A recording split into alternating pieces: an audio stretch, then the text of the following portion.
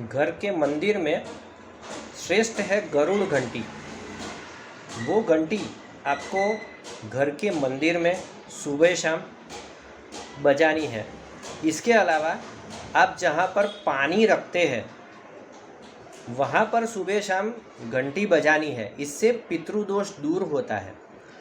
घर की तिजोरी जहाँ पर धन सोना चांदी रखा जाता है वहाँ पर भी तिजोरी खोलकर गरुड़ घंटी बजानी है।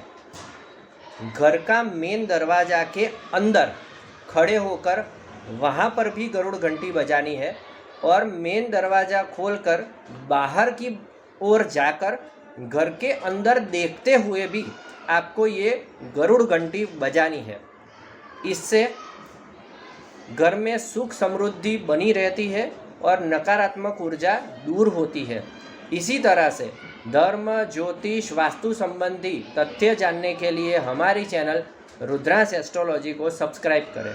आप वास्तु काम करवाना चाहते हो, कुंडली काम करवाना चाहते हो, ज्योतिष, वास्तुशास्त्र, अंकशास्त्र डिप्लोमा कोर्स करना चाहते हो तो भी आप स्क्रीन पे दिए हुए नंबर पर कांटेक्ट कर सकते हैं। धन्यवाद।